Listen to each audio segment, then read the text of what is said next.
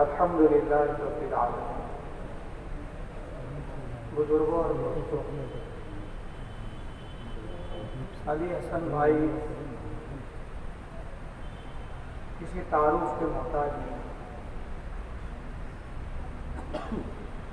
ہمارے ساتھ social working میں علی حسن بھائی پہلے جو بم بلاسٹ ہوا تھا اپنے مالیگاؤں میں، اس وقت سے تھے، اور ہمارا ایک زمانہ ایسا بھی گزرا ہے کہ ہم رات دن بس جتنا سونے کے لیے گھر جانا ہوتا تھا یا کام کرنے کے لیے بس اتنا، ورنہ ہم ساتھ میں ہی رہتے ایک زمانے تک، اور سارے لوگوں نے ان کی خوبیاں بیان کی، بولنے والی اب کوئی بات نہیں ہوتی، لیکن کچھ باتیں میں نے ان کے اندر ایسی دیکھی ہے کہ ان کے اندر ایک ضد تھی، ضد، کسی بھی کام کو انجام دینے کی ایک ضد تھی، لگن تھی۔ 12 مرتبہ ایسے واقعات پیش آئے کہ پیشنٹ کو جیسے ہم لوگ ڈاکٹر کے پاس لے کر کے گئے اور ڈاکٹر نے جو ہے تو ایک اماؤنٹ طے کر دیا، علی حسن بھائی نے بات کی کہ یار اتنا میں پیسہ لوں گا، پھر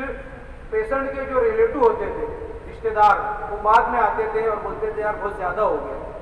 اس میں تم کم کراؤ، لیکن وہ زبان کے اتنے پکے تھے کہ 12 مرتبہ ایسا ہوا کہ یار بس میں نے جو بل طے کر دیا وہ ہو گیا،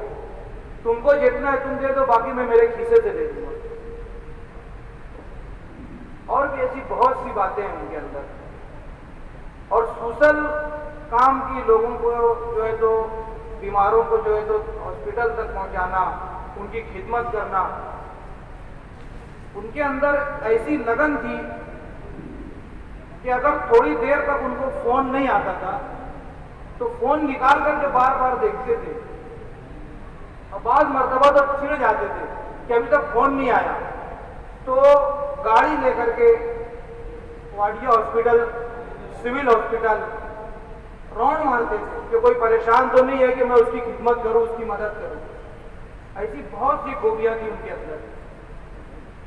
بہرحال ایک وقت تو سب کرتا ہے، ہر شخص اپنے وقت پر اللہ کی جوار رحمت میں چلا جائے گا۔ علی حسن بھائی بھی چلے گئے، لیکن دنیا ان کے نیک کاموں کو، ہے نا، خصوصاً مالیگاؤں شہر کے لوگ یاد رکھیں گے۔